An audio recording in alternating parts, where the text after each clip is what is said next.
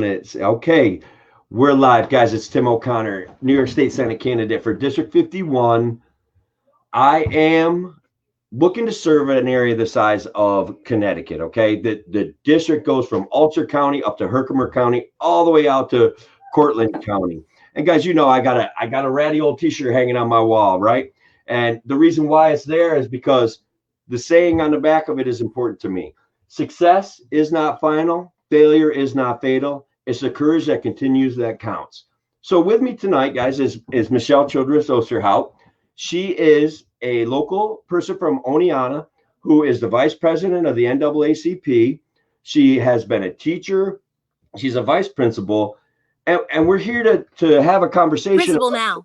Yeah, principal. I'm sorry. Did I say vice principal? Because that slid right from vice president of the NAACP. That's my mistake. I was a vice principal before I was a principal, though. Okay, good. All right. So I didn't mess it up too bad. Guys, if you're out there, say hi to us. We are definitely going to be taking some questions and comments. But for a while, Michelle and I are just going to have a conversation. First of all, Michelle, you were mentioning you're passionate about the NAACP. Do you want to start with that? And then we're going to move on to talking about this other situation. But please tell us about the NAACP, what we can do to help you out. Okay. So, you know, I've been involved with the NAACP, gosh, for at least 7 years now. I was the education chair of the NAACP for quite a while. And I joined because of Lee and Joanne Fisher, two pillars of the community. Everybody knows Lee and Joanne. They're just two wonderful people who fight for what's right. And it's very near and dear to my heart, being a brown person growing up in upstate New York and living in communities where there's not a lot of diversity. So I just kind of found my niche when I joined the NAACP, and Lee's my mentor, and I look up to him, and he's helped me find my voice and be able to talk about it. And it's helped me in all aspects of my life, whether it's teaching kids, right? Yeah. Or even now as a principal, because even I'm a principal, I'm an administrator, and I'm a leader, but I also still teach, right? Yeah. Through lessons with kids. I still deal with kids. Yeah. And it's just, I always taught tolerance in the classroom. Social justice is my heart, is my love, because I want everybody to be treated equally and fairly, and not judged. And having been in a position where I've either been judged by the color of my skin or because I'm a woman, I think it's important that those stories get out and people can share their experiences and then move forward from that. So I love being involved in the NAACP. It just makes me feel whole to be able to do that. I feel like I'm doing my part of humanity by being involved with that. Yeah. Oh, hey, so we're going to put this one up. We saw something from Steve Curry. He's a big fan of yours. Wilson. Wait, Wilson Wells. I love Wilson, former student. Everybody loves Wilson, man. He's awesome. Wilson's going to be joining me on a podcast that I do tomorrow that gets broadcast on Sunday. And Wilson's a guy that's ran for office a couple times. But let's keep to you. Let's keep the focus on you for now. So I grew up poor, right? Like ridiculously poor in upstate New York. So when I hear you talk about being judged, on some level, I feel as though I can understand that. I understand that I can't understand it perfectly, but on some level I can understand that. Like we were not poor, like things were tough. We were poor, right? My dad took off. We were broke. So I think I can get at least a sense of what you're saying, and offer you major props for stepping up and fighting that battle, saying kids are equal, people are equal. That's the bottom line. So I don't think we can avoid the subject. It's the elephant in the room. I think we got to talk about George Floyd. How do you feel about that? Like, what do you want the world to know about your feelings about that situation? So my feelings about that situation, I got a whole lot of feelings about that situation. My feelings are enough is enough, right? Mm-hmm. And I told you earlier when we talked before this cast, I only watched about 30 seconds of that video because there are a lot of these videos out there, and I could only watch 30 seconds because first of all, that's all I needed to see. I do know that he was handcuffed. I do know that as far as I was concerned, when he was on the ground, he wasn't posing a threat. There was more than one officer. There was no need for him to die. And so, all I needed to see was 30 seconds. And I don't usually watch those videos at all, but I wanted to have a conversation with my son. And so I showed him a little clip of the video, and I could see in his face, and he's privileged. Okay. My son might be, a brown kid growing up in upstate New York, and he's had some adversity, not much, but he's privileged. We're a family. He's got a roof over his head. We live comfortably. He has everything he needs. And sometimes he's got more than what he wants, right? He's not struggling for anything. Right. But I want him to be able to navigate the world in a smart way so that he's protected and he doesn't get hurt. Because as a mom of a child who has brown skin, I do worry about him getting hurt. Oh, our Yeah. video must be rough. Yeah. So I have to have difficult conversations with him, and that's my life, right? Ever since he was little, ever since Trayvon Martin is when I've started having those conversations with him about what happens if he's stopped, what happens if he's approached, if he's pulled over in the car. Maybe you don't want to play your music too loud. Maybe you don't want to wear your hood up. Those are things that I'm thinking not all moms have to talk to their boys about, but I did. So I worry about him. He's a senior now, and I'm about to send him off into the world. And I want to make sure he's safe. And it's a scary time right now. Yeah. It is a scary, it is always going to be a scary time. I think that our friend Jason Lawless is in the house. Hello, Jason. That may be Jason Loveland. I don't know if he doesn't want us to know. It sure is. I know who that is. That's my guy. Jason's taken a hard line against police brutality, several instances. There are, but I have to say this. I have officers in my family, and I respect the police. Yeah. And I have, people who I'm very fond of on the Oneonta PD. Mm-hmm. And I know that it's not all police, right? So I have a great deal of respect for the law force, but I also know that there's always a few bad apples in the bunch, right? And it's going to take that one bad apple that's going to give everybody a bad name. Yeah. And that's what's happening right now. And people are fed up. Yeah. So I have a lot of friends that are police officers. And to a man, to a person, to a human being, they've all put themselves in harm's way, regardless of a person's skin color. They sure do. Every day. Every day there's a risk, right? They can run into something. Yep. So how do we balance out what we saw? And again, I couldn't watch that entire thing. It made me sick. It hurt me in the heart to see that. So how do we balance that out with the guys that we know, that we care about, that we know care about us? How do we balance that in our lives? How do we not, you know what I mean? How do we get through a day? So I think it's really important that all of us need to show solidarity. So, we need to respect the police, and then they need to show and respect us, right? I'm not saying that's not happening, but I'm saying that if we hear them speak up again, listen, the people that I know who are police officers who've seen that video will tell you that was wrong. Yeah. I think that's pretty undeniable. So we need to hear that from them, right? Yeah. That's what's going to really help this. What happened was wrong. That doesn't represent most of us. And you need to know that we stand with you, and we know that was wrong. That's what people need to hear, right? That's what people need to hear.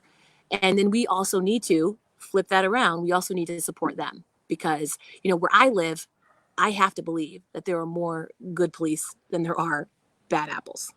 And I really do believe that. Yeah, I think if we were going to do it on a percentage basis, it would be 99.99% of these guys are out there doing a job that entails some risk. So look, as a libertarian, I can't stand it when they write me a ticket for my headlight being out. I can't stand it, right? I can't stand the disproportionate effect that revenue generating tickets have on people that are already poor. I literally, that offends me. Nowhere's near this police brutality thing, but that I don't want my friends writing tickets for stuff like that. But I don't know. Do I feel you on that one? Yeah, I mean, I don't know. Okay. If you listen, I don't know if you know, but if you don't pay a ticket, right? It could be not a big ticket, but if you don't pay it and you let it go because you don't have enough money, you can be in big trouble. I mean, it can have consequences that I'm You not even lose going to get your into, but license. You lose your ability to register your car. yes, I don't think that's right. I feel for a like that's a non-moving violation. yeah, So I feel like that's an injustice as well. And I don't think that people understand how unjust it is on people that are poor. I was an economics major, so a lot of the things that my smaller government concepts, I feel as though they're going to serve poor people. The increasing economic activity. Looking forward to saying, all right, this community pre-approves these businesses. Let's let them into our town if someone wants to do it without burdensome regulation, without unnecessary paperwork, without making some poor 30-year-old kid that wants to make a life in Oneonta spend $20,000 on an engineer. I don't know if that makes sense. Like well, you how just dated yourself because you and I both think somebody who's 30 is a kid. oh, I know. I do, and that I am dating myself. That's true. Um, so there's solutions out there, right? So Justin Amash is a libertarian. He's in the federal House of Representatives, and he's proposed something that I think is interesting. He wants an end to qualified immunity, and what qualified immunity is, and you're probably already aware of it, but I'm going to explain it to everybody anyway, is that police officers cannot be sued if they harm someone for civil damages. And Mm.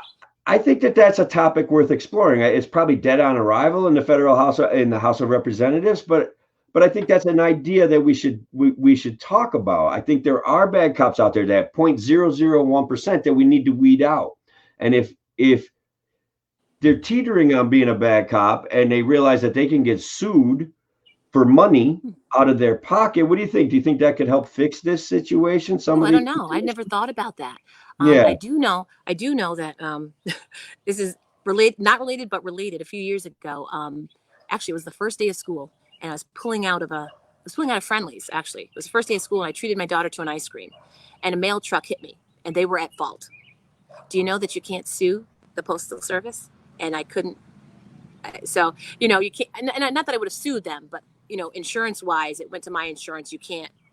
We couldn't. They couldn't fix my car for me. So it's a very similar idea, right? It's very Yeah. similar. You can't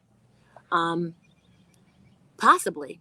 I think that's one of the concerns, right? It's going to open up. Maybe I could sue the code enforcement officer if he doesn't allow me to get a building permit. Maybe I can because it But I harms think it's because me it's not the individual, right? Yeah. Here's why it's not going to go through, because Right. the individual works for the organization, and really Yeah. what it gets down to is the organization would be liable. So I Yeah. think that's why it's not going to happen, So right? as an ancillary to that idea, some other people are saying maybe police officers should be forced to like doctors carry some sort of malpractice insurance that obviously we as a taxpayer are going to finance somehow, okay? But if they start having these incidents, these reports, all of a sudden their liability insurance goes up and up and up, just like what happens to a contractor if he gets sued, just like what happens to a doctor if they get sued. There's another possible solution to where they're in those moments of, this guy's made me really mad. Do I make a horrible decision right now, or do I pull it back? I don't know. What do you think about that? It's kind of in the same line, right? I'm not sure, but I know I can. So the police officer that killed George Floyd, he had a lot of, from what I understand, right? I'm not going to pretend to know everything about the story because I'm not really concerned with his background. I'm just concerned that somebody died, right? And something needs to be done. But Right. apparently he had some complaints, too many complaints, more I've heard than 12, yeah, 12 or 14. 13. I thought I heard 13 was the number. And I'm Yeah. thinking that's enough that I'm not sure why he was able to still do his job if he had an issue. So that concerns me more than threatening somebody with being sued. Like, how many complaints does it take before, you're reprimanded or something's done? That's Well, problematic to me, you yeah. know? This system of insurance or this system of getting sued, all of a sudden, almost self-corrects that situation, right? If that guy has harmed someone and he doesn't get prosecuted or punished by his police agency that he works for, all of a sudden that citizen could take action against him and put him in civil jeopardy, put him in financial jeopardy. Um, I want to bring you back to NAACP. When we were talking, you mentioned Martin Luther King, and if you want to read that, I mean, I Oh, I love do. that. If you do, yeah, okay. Let's So, please, right? so, Everybody, so yeah, you had asked me earlier, and we talked about, we're hearing a lot about the riots and we're hearing a lot about looting. And then I mentioned that we had a relatively peaceful 500 people gathering on Sunday here in Oneonta. And I just wanted to read the statement that the NAACP put out and is always held true. We, the New York State Conference of the NAACP, believe in peaceful protest. We will never endanger the lives and property of our communities.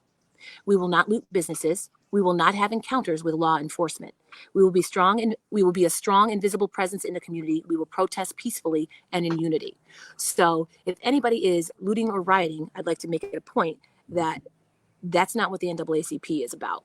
yeah, It's about peaceful protest. We followed the example of Martin Luther King, which was peaceful protest. And, you know, I have my boss always says you get more flies with honey, right, than vinegar. She says yeah, that all the time, and I yeah, love that saying, and it's true. So while I understand that people are angry, and sometimes I'm even angry, right now I'm just really like the whole thing has made me sad. I appreciate being able to talk about it, and I had a great meeting yesterday with some folks about this yeah, yesterday morning, and it's good to talk about it. But I just think that it's important to note that if you're talking about the NAACP, we're talking about nonviolence. We're yeah, talking about nonviolence. We want to be heard. We're going yeah, to protest, but we're talking about nonviolence. I can't reiterate that enough. yeah. So, and anybody I that knows Lee Fisher and knows our local NAACP and the people involved, they know we're talking about nonviolence. We're so angry, and you might hear us. We might shout, but we're not yeah, going to loot and we're not going to riot. yeah. So one of the issues I've examined and re-examined myself for racial bias, and I doubt that I have it perfect. Okay, but when we talk about a police officer that did a horrible act, we talk about people that are peacefully protesting, and then we talk about rioters and looters, and we talk about rioters and looters from the community.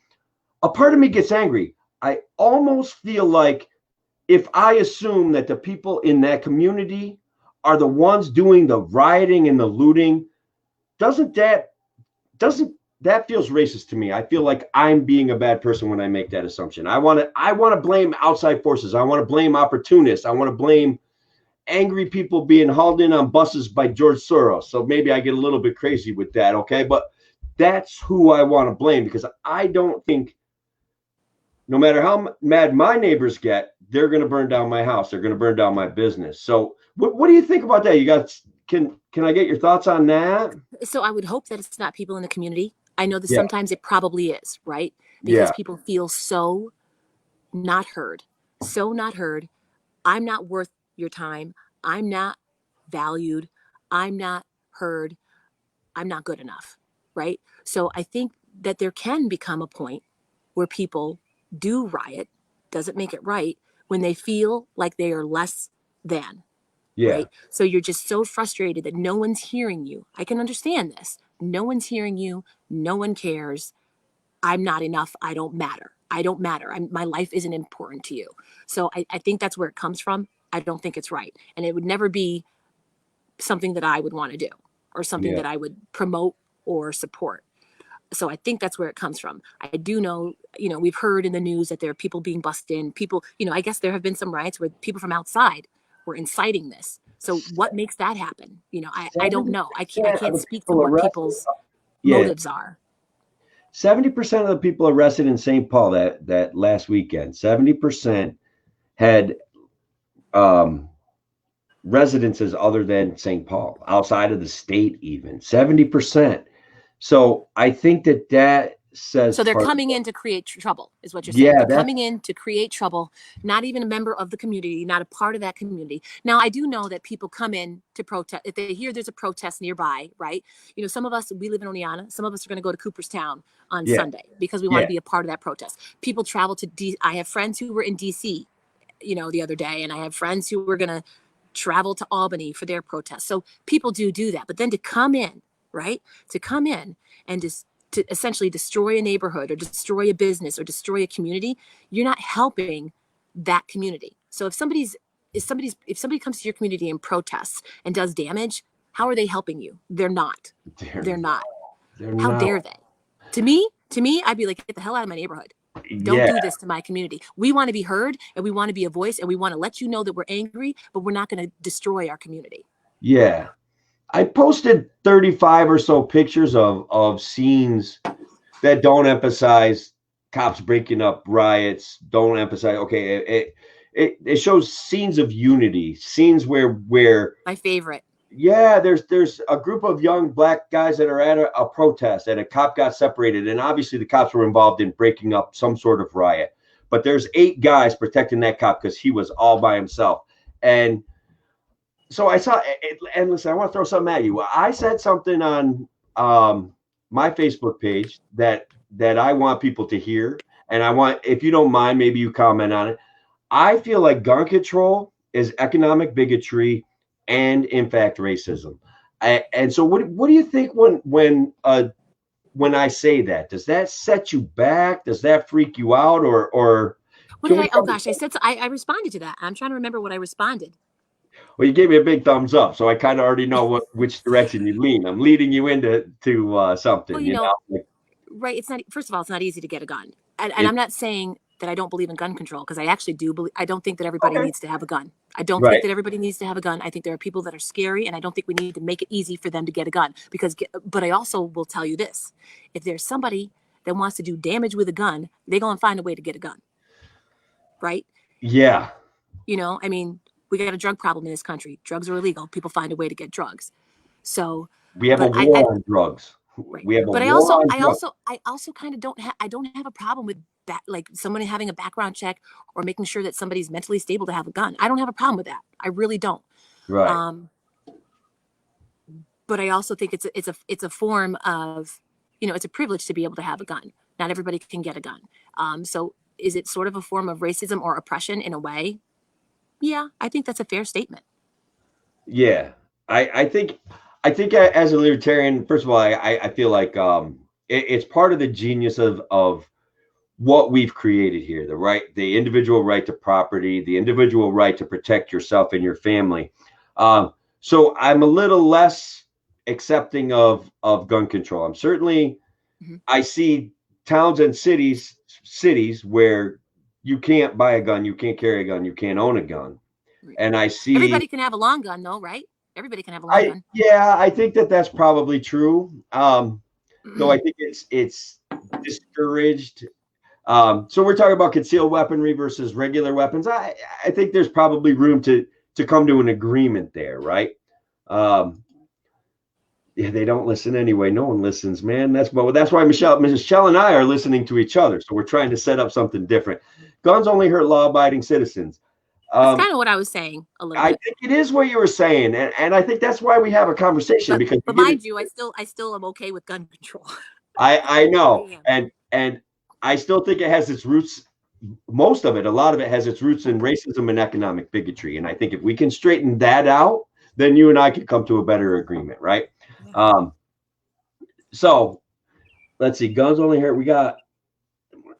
There's a whole bunch of things in there. I can't see them all, but the more armed we are, the easier it is to take down the scary guy as a community. One of my conversations I've had with my friends, and I want to share it with you.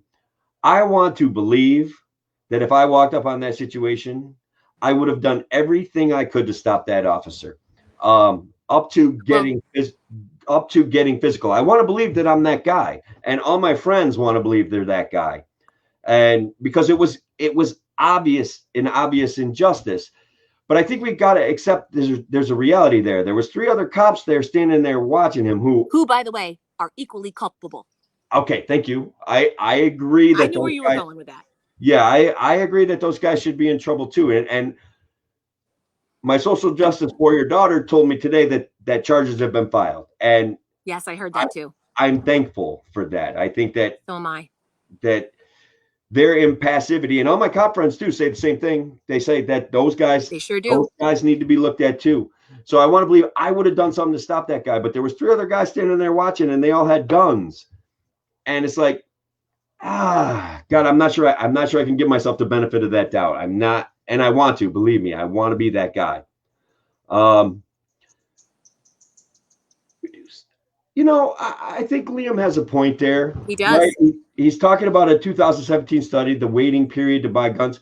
I think even with the bail reform that I feel was a little bit mishandled, just letting upset, angry people go without any judicial review has caused. And believe me, as a libertarian, we want bail reform. We like bail reform. We don't want people sitting in jail forever waiting to answer a charge because maybe somebody doesn't like them because whatever reason, because they can't afford to get out of jail. We don't want economic bigotry ruling the Right. world. Okay. But when a guy's having, or a girl is having what I would call a mental breakdown and they're breaking the law when they haven't broken the law before, to just release that person right back out into the community without thinking it through, without giving them a chance to calm down. I think that is one of the areas where bail reform maybe has failed. I don't. Do you want to address bail reform while we're here? Or? I guess I can't speak enough to it. I know that I have officer friends who are not happy about it. Yeah, So they tell me, I don't know this for a fact, but they tell me it makes their life a little bit more difficult because they want to get the bad guys off the street, and sometimes that keeps bad guys on the street. I don't know. I don't know enough about it, but I think that when you arrest somebody for something that's minimal and they can't afford bail and they're stuck in jail, that's not fair. it's an injustice. There's no doubt about it. It's an absolute. It is inarguable. It's an injustice. They're for something minor, for a nonviolent crime. And while I got everyone here, Joe Jorgensen will suspend prison sentences for all nonviolent crime. Okay, she will. Any nonviolent drug offenders will be pardoned. It's an interesting position for a presidential candidate to take, and I want to share that with everyone. Denise brings up an interesting point, and I point to this as one of our possible solutions too. We've had this war on drugs, so we don't want more drugs. But since the war on drugs started 40 years ago, we have more drugs. We have more drug violence. So I don't know if this is something in your wheelhouse. You want to talk about that? It's Or, not. I guess I haven't really thought about it that much. all right, Um, I'm on libertarians the have a straight and certain narrow. thing that we go to, and Denise is an independent. So, but Yeah. we're sympathetic to this war on drugs. We're sympathetic to these not sympathetic. We kind of want to stand against these big government actions that actually seem to have the opposite effect of what the desired intent is. So as libertarians, a lot of libertarians feel like the war on drugs has actually made Not drugs work. more plentiful and encouraged the violence associated with having illegal I don't know. substances. I don't know if it's made it more plentiful or it's just not doing anything. It's just allowed it. It's just, like it's not going to stop anything. Just like I believe that gun control, we talk about gun control, and I don't have a problem with making people wait, making people have background checks. I think that's important. I really do. I'm going to put that out there. That's fine. Um, but Go. yeah, but it, but like I also said, people who want to get guns are going to get guns, right? If you really have it in your heart that you want to hurt somebody, right? Like I think somebody had posted that gun control hurts law-abiding citizens, and I think that's true. And if somebody wants to get a gun, they're going to get a gun. The war on drugs, if somebody wants to get drugs, they're gonna find a way to get drugs. Mm-hmm. So I guess however we feel like we're tackling it, we're not really tackling the problem, right? So that's, and I don't know how to tackle the problem. Denise says education on drugs. I agree. More education on drugs, what that looks like, where that is done, how that's done, you know. And that's the other thing. So school, right? I'm a principal. School is tasked. Principals, educators, schools are tasked with, really, we feel a lot of times like we're raising kids, right? A lot of the things that maybe should be taught at home aren't always taught at home. And so schools, the onus is on them to really educate kids, not just academically, but socially. So, you know, legalize marijuana and immediately release all non-medical. That's our buddy There you go, Wilson. Wilson. That's our buddy Wilson. And I I think talked that about Wilson. I talked about you before we came on air yeah, because I was a supporter of you, and I had your sign on my lawn, and I would put it yeah, on my lawn again. They didn't want me to have your sign on the lawn because I was a Democrat at the time, but I had it anyway because I supported him, and I think everybody deserves a shot. And I yeah. was so proud of him. So um so I just in a way I want to conclude our talk about eh, George Floyd. And I want to say that I am deeply offended by what happened. I think everyone that I know is deeply offended. We've seen some great examples of leadership. Erica Shields grew up in Unitigo. She's the police chief of Atlanta, and so the first person that made the news, the first cop that made the news, Yes. walking into a crowd, she's literally from Otsego or Unadilla. I'm not sure which. Guys, please feel free to correct me. She walked into the crowd and said, "Look, we support a protest. We're here. You know, let's keep it civil. Let's not destroy our friends and our neighbors' property." And I first of all, I'm sad that we lost her to Atlanta, right? Because that kind of talent could be here in upstate New York, helping us serve our communities. But that's something that we have to accept. But here we are, greatness coming right out of Senate District 51. That's awesome. Which I love. I love that. And that's exactly what we need to do. So one of the things that has been asked of me, what can we do, right? And you and I talked about this. What can we do? Peaceful protests, join the NAACP.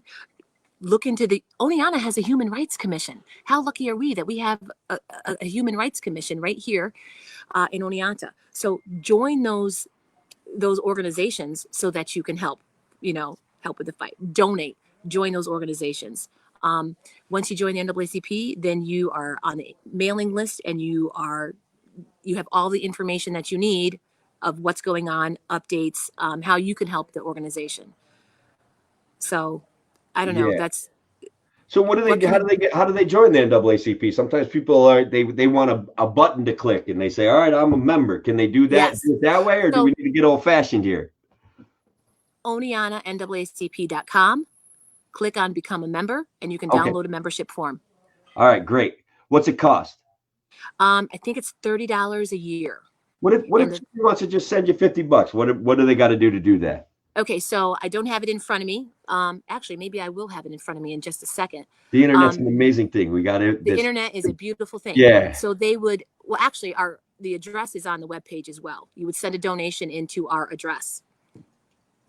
Okay. And I'm going to look it up. I can put it in the comment section for you if you want to read it out to me. Yeah, I will read it out to you. It's coming up right now. Let my phone.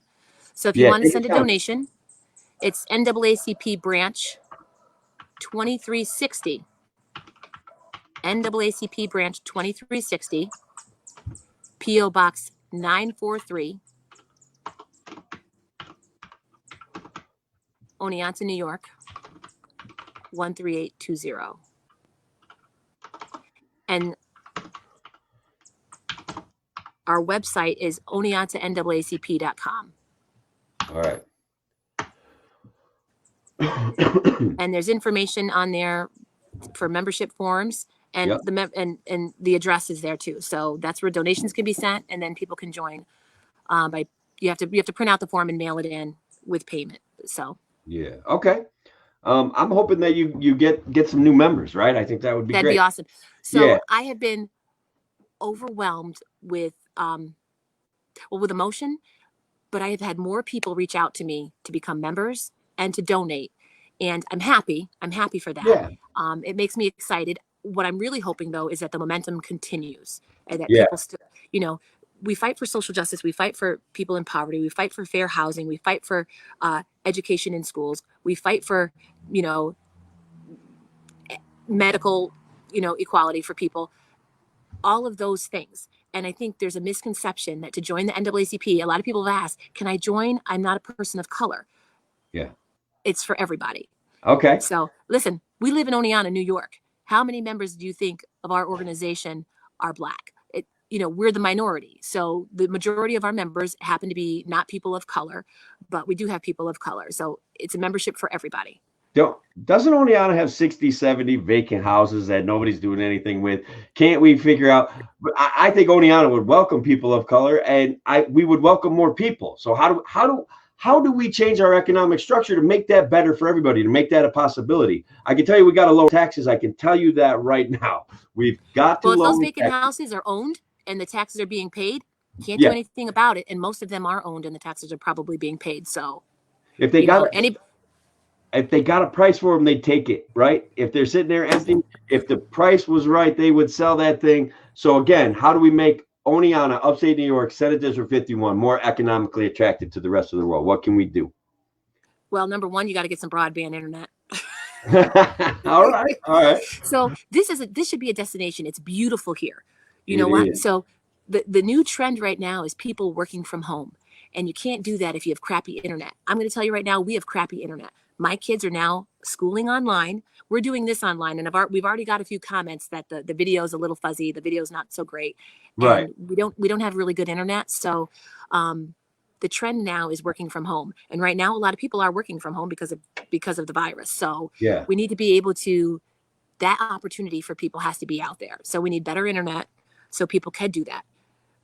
Actually, my neighbors are renting their home to somebody who works from home, Uh-huh. and they're from the city, but they come up here to rent a house and they're working from home. People want to be upstate New York. People want, it's beautiful up here. It is a place of rare beauty. I mean, it's lush, it's plush, it's amazing. So that's one of the reasons why I never left. I've gone to other places. I visited. I thought about, there was a while I was going to move to Atlanta. There was a lot, I thought about moving to Florida, and I come back here and I'm just like, nah, this is where my heart is. This is where things are happening for me. Um, so I made a statement. And I talked with Larry about this. Larry Sharp, who we've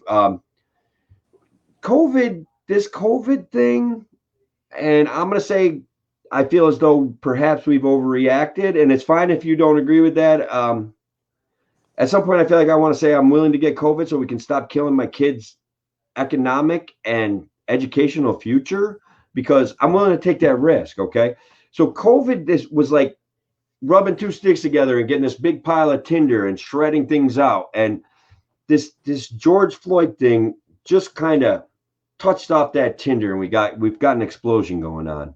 And so our friend Jackie, my friend Jackie, said people need to get comfortable with having uncomfortable and real conversations. And I think you and I have managed to do that. It's not easy for me to come to you for advice because I already know everything, right? Like I've already got the whole world figured out. But here I am talking to you because I need to know more. I need your perspective, and I appreciate you offering that to me. And so this is the next segue into something I I love this. want more perspective on. Is your experience as a local person involved in government? What do you want? Can we give Wilson some advice? Can we give my buddy Andrew some advice about what is their steps? What do they need to do? So talk to your constituents. That's the best thing that you can do. Right. And just be out there, because so my experience in local government is, I had some close relationships with people in my ward, and I tried to help them the best that I could. Yeah. However, most people don't get involved until it directly affects them. And by the time it affects them, the process has already occurred, right? So whether there's going to be a business or a community or a residential, housing put in your neighborhood, people don't pay attention until it's going to happen, until the process is already done. And then they come and they want to complain. But all along, it's been happening. So I'll say two things. Local government needs to communicate a little bit better, and I think they're working on that. I'm really excited. Katie Lapari Shu, who is now the 4th Ward Council member, is, I think, on the communication committee. Like, she's going to be helping with communication, and I know that's one of the things she talked to me about. She'll be communicating more. So people really need to hear what's going on so that they can participate, right? Right. So that's the first thing. And then the other thing is just listen, right? Listen to your constituents and be a voice for them. And the hard thing to do is to not you want to go against the grain, right? It's real easy to just sort of go with what everybody else is doing because it seems like the right thing to do. But sometimes you might have to go against the grain because that's what your constituents want, right? Sometimes you have to make decisions that you think are best for the community, but sometimes you also have to listen to your constituents. And if you think it's not good and overall they don't think it's good, whatever it may be, you have to listen to that. You have to be bold, right? You Yeah. have to be bold. And sometimes that means to go away from the grain, and it might not be a popular decision, but stick to your guns. Right. I think that's great. I think that's good advice. We're getting a little bit of people fighting in the In the comments. chat, are they fighting? A little bit of disagreeing going on. And that's okay. Yeah, that is So here's the okay. thing. It's okay to disagree. Just don't Yeah. disrespect each other. We Yeah. can't expect everybody to get along and feel the same way about a topic, and that's okay. So that's what frustrates me about, being a Democrat or being a Republican. And I, very quickly decided I wanted to be a blank. I wanted to be independent. I didn't want to have anything to do with bipartisanship. So that's why I am what I am right now. Yeah. You Bipartisanship. go, Wilson. Coke versus Pepsi, right? They create this market. And this is a shout out to my buddy Ryan. He kind of led me down this path. They fought and fought and fought, and they built their market share, and they screwed RC Cola out of being the #1 soda, right? So yeah. We had that conversation ahead of time. And Wilson, are you going to continue that promise? Is that a promise you're going to keep? And I bet he says yes, because I know Wilson. Okay, so my friend Ryan keeps bringing up the 4-point plan. I don't know what that is. Okay, he's going to have to fill me in on one of them. But what I remember is qualified immunity, which we already talked about, right? Mm-hmm. I think civil asset forfeiture. I don't know if you, as an economics guy, as being police can take. It's incentivized, and I don't want to say it's corrupt. And I know somebody. I'm not even going to post it, so you guys can say it over there, but I'm not posting it. Police can pull you over and take your property. If you got $10,000 in cash in the car, they can seize that and keep it. You'll never get it back. So ending the drug war, ending qualified immunity, and stopping civil asset forfeiture, we feel as libertarians that may help put our citizens, all of our citizens, on a better equal footing with disincentivizing something that may cause structural racism, may enhance structural racism.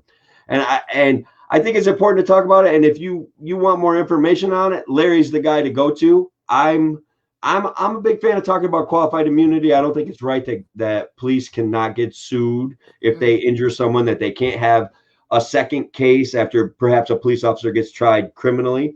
And I know my police officer friends may not like that, but we have to think about a solution that disincentivizes or shrinks that moment of opportunity to do violence. Okay, we know that this Derek guy, he had a minute or two there, several minutes where he could have stopped what he was doing, and he chose not to.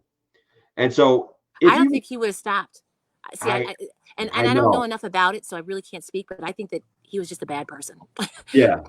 Point blank, he was a bad person, and I don't know that he would have stopped. But also, it's hard to even say that because he had been in trouble, right? He had a pretty bad past.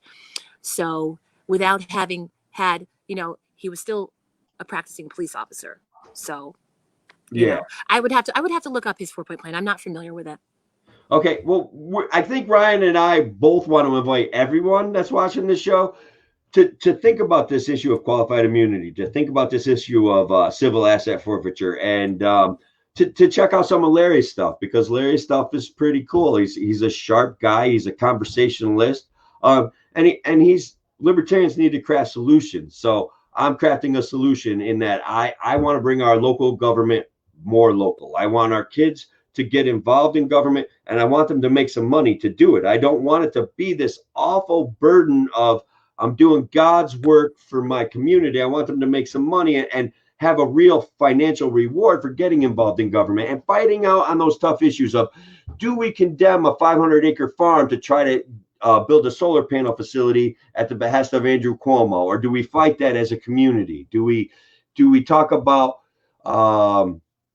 let's call it, illegal alien sanctuary zones, or a Second Amendment sanctuary zone? I want these kids to fight that out, and I want them to be incentivized to have those hard discussions. And like you were saying, talk to your constituents, stand up for your constituents, understand that sometimes you may have to depart from what your constituents want because it's maybe better. So these are conversations that we want these kids to have, and I want to incentivize them to participate in local government. And I have to tell you, I'm so excited because a lot of young people are. I know, it's awesome. I want even more, man. And so we tried to put the George Floyd issue away, and the cops. What do you think about what Ryan's saying here? And again, he's here. He supports me. He supports Larry. We want to get our message out. So he says the system is racist. And I think that whether it's accidental or on purpose, I think that the system is racist. When we talk about the economic disparity of, somebody showed me some statistics. if we took all the black-owned property in, let's say, New York City, and put it in communities like ours, the value of it would multiply by 4 times. I think there's a real economic structure to what this racism is. And some of it, part of me wants to say it's accidental, but I don't know, right? So the system is racist, not the cops. They've been incentivized by qualified immunity, by civil asset forfeiture to make some decisions that aren't necessarily in people's best interest. So it ends up as racism. People of color get prosecuted more often, things like that. And I don't want to force you down a subject that you don't want to talk to. Well, there's definitely, I think there is systemic. I'm looking at I was looking at Jason's comments. Should I put it back up there sometimes? Yeah, it is. There's definitely a systemic problem, right? Okay. And somebody asked me the other day, actually, I was in a discussion with some police officers in Lee Fisher, and we were talking about what is it, or I don't remember where it was, but what is so scary about a black man? Like, what is it that scares you about a black man, or what is it? So that's a good question. That's a hard question, but that's a really good question. Yeah. What is it? I talk about my own involvement in the NAACP, and I can tell you, I mean, I've been the victim of racism. I've been the victim of hurtful comments as recently as in the last 10 years. And it started from when I was very young until, I'm trying to think. I mean, I've had some experiences even recently. So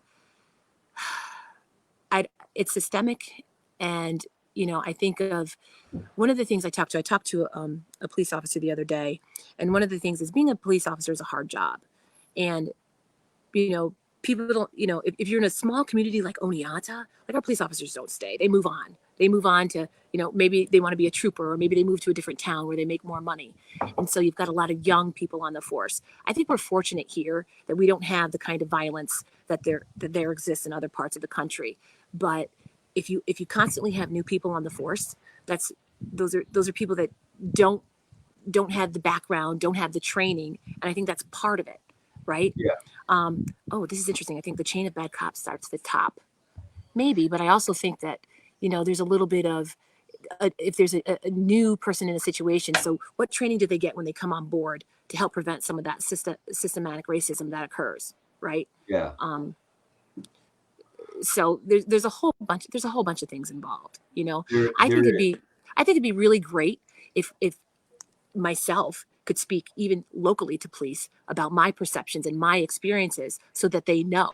Yeah. I've talked about the fact that my son has been approached 6 times for metal detecting in Oneonta, right? Probably very innocently. Police are responding to a call. This kid is metal detecting. Okay, but think about the perception to that 14-year-old kid. 14, between the ages of 14 and 17, he's been asked at least 6 times, what are you doing here? Are you supposed to be here? Do you have permission? All legit questions, by the way. But by the 3rd or 4th time, and he comes to him and he says, Mom, why do they keep bothering? Is it because I'm black? Like, he's grown up privileged, okay? He's never experienced, some of the things that I experienced growing up. And I grew up partly in the South. And then I moved to upstate New York in very rural areas where there aren't a lot of people who looked like me growing up, especially when I was younger. Yeah. So, thinking about that, right? I mean, how many kids, good kids, by the time they're 17 years old, have been stopped and questioned by the cops? To me, that's a lot. That's a lot. Yeah. And his mom, he's a kid of privilege. His mom is a community member. His mom was a teacher in the community for 15 years. His mom was a council member, right? But those things still happened to him. And those still, made him question whether or not, is it because of the way that I look, And I'm going to tell you, a few years ago, he was sporting a 10-inch afro. And I was a little worried about that afro. I'm a little worried when he puts his hood up. I'm a little worried when he drives around town with his music bumping. I'm going to tell you right now, I drive around town with my music bumping because I just don't care. I'm a grown up. So, mess with me. Don't mess with me. Believe me, if I could grow any kind of hair, I would take an afro. I'd be fine with that. So I want to go. I want to hit Michelle's comment myself, and probably from a little different angle that you hit it from. There is administrative decisions that get made that do encourage this systemic racism. Like if you're the police chief in a community and it's like, okay, my mayor says clear the streets, the police chief says clear the streets, and they start clearing the streets of a peaceful protest, which has happened. Okay, they declare an unlawful assembly. They start. It feels militarized to me. It feels like we didn't serve our community when that happens. And Agreed. yeah, okay, I good. agree with you. I don't think that would happen here. Yeah, I don't think that would happen. It would not happen here. I have a great deal of respect for our police chief and Oneonta Police Department. And I'm not saying that they haven't had their issues in the past, but I have a great deal of respect for Chief Brenner. And so I know that wouldn't happen here. He works very closely with the NAACP. Yeah. And so, you know, I feel overall for my community, I feel good. And I think there's hope here. Good. I think I really do. I think people are hearing us. I think the last, week or so has proven that people are listening and that people care. The amount of people who have reached out to me, and it's been a difficult week for me. My heart was heavy yesterday because everything kind of just came to a head. Yeah. And I was just feeling overwhelmed, right? Not heavy because I'm worried about me. I mean, I do worry about my son, but my heart was heavy because it was just a lot. Everybody coming to me, and I love that they come to me because they're comfortable coming to me, but I just felt overwhelmed by the outpouring of support. I felt overwhelmed by it. Yeah, good. So look, my friend Michael wants to hit you with a tough question, and I think you're tough enough to answer it. I'll be honest with you. I think that this is okay, and if it's not okay, we don't have to answer it, right? If that's not I'm going to address it. I'm going to address it right now. He says, I'm interested in knowing how Michelle feels about the lack of fathers in so many Black families and how the NAACP can help make that situation better. I'm going to tell you right now, I'm surprised at the lack of fathers in all families today. I'm a principal of an elementary school. Yeah. So I see a lack of fathers. It's a socioeconomic. It's not just a race thing. It's also socioeconomic. So how can we as a country, as a community, make that better? I don't know how to make that situation better. That's a question I don't know how to answer, but it's not just a Black thing. I know how to answer it. I am embarrassed by New York State's behind the times stance on shared parenting. Okay, the presumption of shared parenting can change the world. It can change the dynamic. They've done it in Colorado. They've done it in California.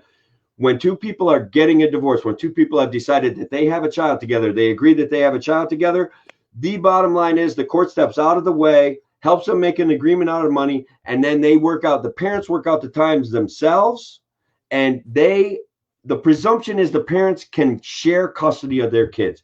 I think that's an answer to the socioeconomic. I think family court has caused some of this damage, has chased people out of New York State, has hurt dads, has hurt kids.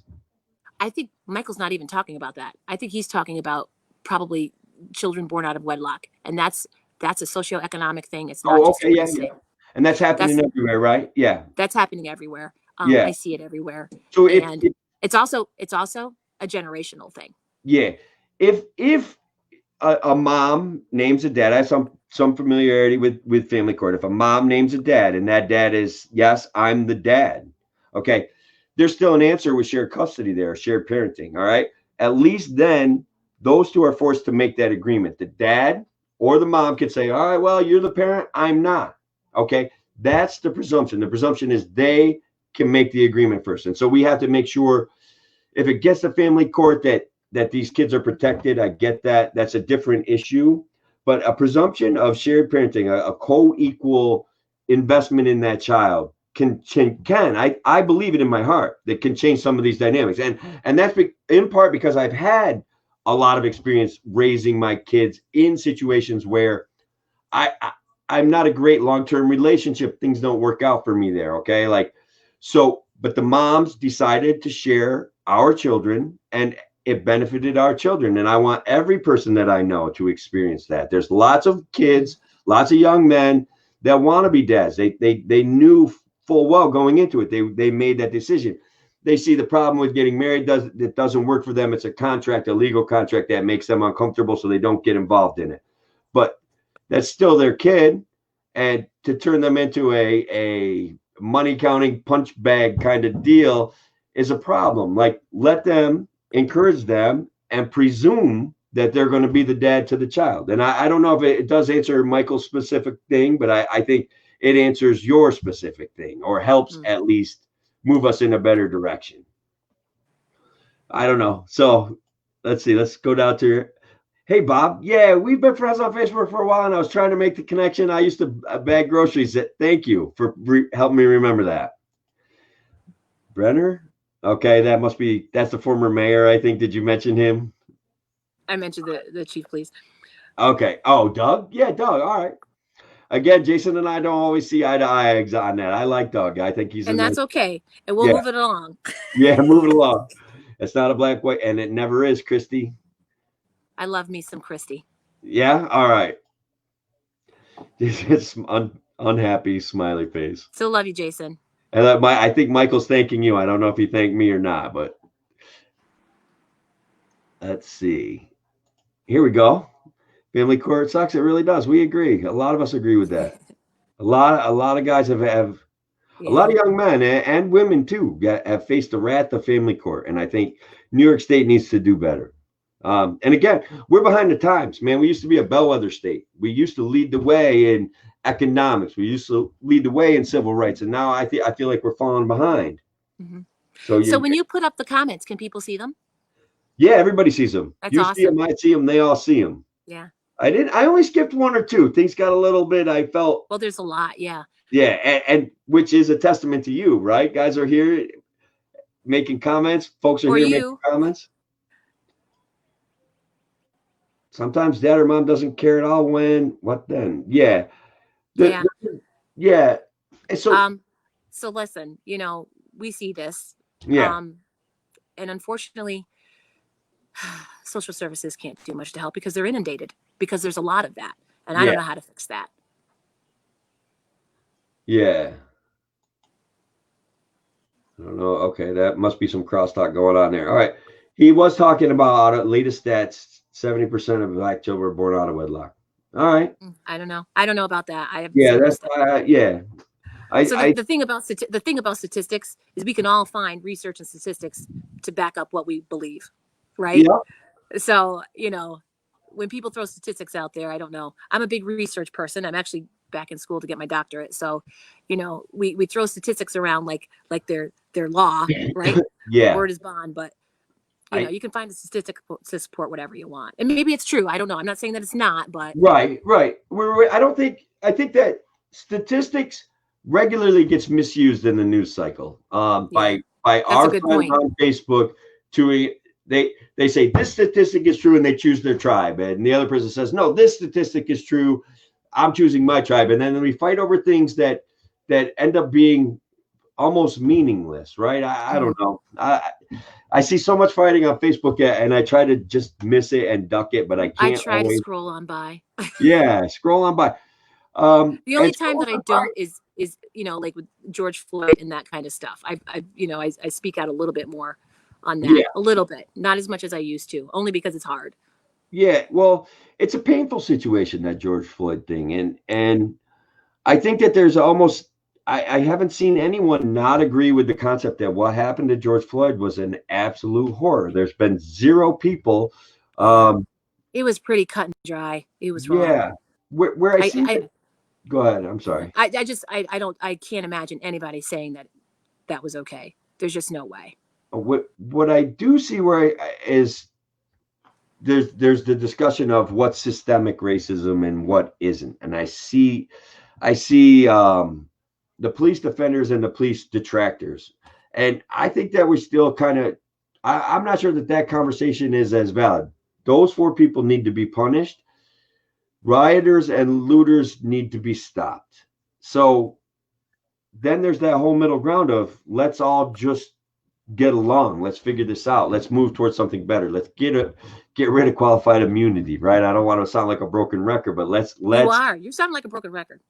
I'm going to stop. I'm going to move on. Let's find somebody else. I do. Thank you, Andrew. Thank you,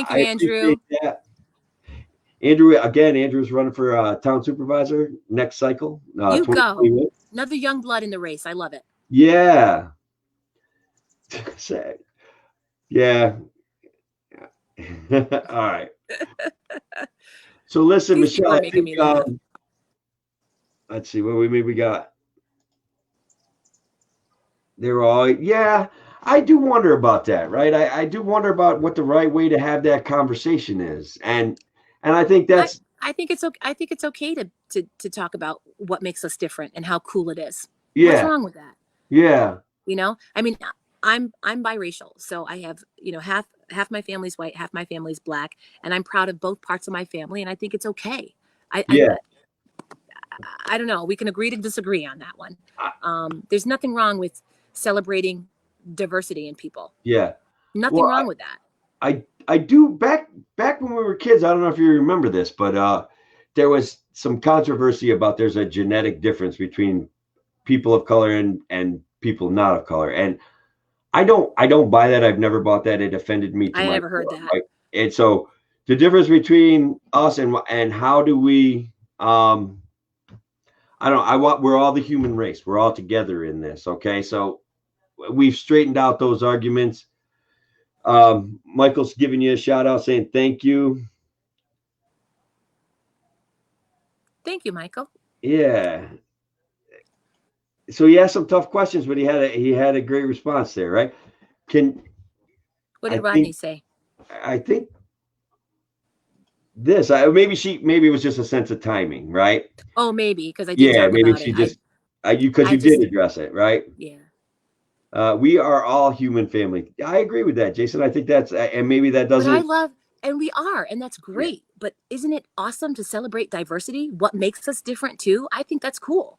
yeah, yeah. We're getting some thank yous, guys. We actually went. Look, it's easy to Over. go 45 minutes. We made it an hour, and so conversations after an hour, like I don't know. I feel like this conversation could go on forever, but we got to end it at some point. So I think about an hour is the right time, you know. And then bringing out go and what Ryan's saying there, guys. Share this stuff. Share what we have with our friends. Find our That's friends that are awesome. in different areas and share what we have. Yep. I think that's great. I like that Ryan guy. Yeah, Ryan is the bomb, man. He's supportive, he's fun, and he's cool. He really is. Um, I wonder if there was a past for tonight for me and Michelle. That I don't know that's something that we want to go into tonight. But yeah, there may be something there. There is some allegations out there that they knew each other from a bar that Oh, they I don't both worked know. in as That's security. crazy. Yeah, Yeah, I heard about that. that would take it right to first degree murder, and I think everyone would be fine with that because right now you Hmm. can't be charged with first degree murder, and everybody wants him to be. Everybody wants him to be charged with more than what he's been charged with, and I'm sympathetic to that notion, but I also have some understanding that he can't be charged with first degree murder because he didn't obviously premeditate it. You know what I Right. mean? So, Yep. all right. So we got Christy Lee. Thank you, Christy. Thanks, Christy. And we've got Liam. Thank you, Liam. It was a civil conversation. I think Michelle and I think I want to welcome Michelle officially to the Libertarian Party. I know tomorrow she is going to sign up and register. And she's gonna sign up, she's gonna register, she's gonna make a statement to the two powers to be, to the Coke and Pepsi. She's gonna help So me change I'm the always gonna dynamic of upstate New York. I'm always gonna be a blank. But here's what you got to know about me. I vote for the person that I think's gonna do the job. It doesn't matter where they come from or what their political affiliation is. So, and I think that's what's important. Libertarians got issues, they got answers, they got solutions. And so I'm plugging myself and I'm ending this broadcast because guys, I will make a difference. If you hire me to serve Senate District 51, I am going to make a difference. And thank you for I having me. yeah, This is no, fun. thank you for coming on. And I'm going to go if I get elected, I'm going to people like Michelle to help me craft those magic 20 words on that I write on a piece of paper and everybody votes on, and all of a sudden the whole world gets better. Thanks, guys. I appreciate Thanks. it. You guys all have a good night. We're getting all sorts of thank yous. I want to put them up there, though, right? Here we go. That's what we do. Yeah. Peace, everybody. Yeah, guys, thank you very much and have a good night. Thanks, Michelle. I really appreciate Thanks. it. Take Of care. course. Take care. I'm going to end the broadcast. You can hang out for 1 second. I'll thank you some more.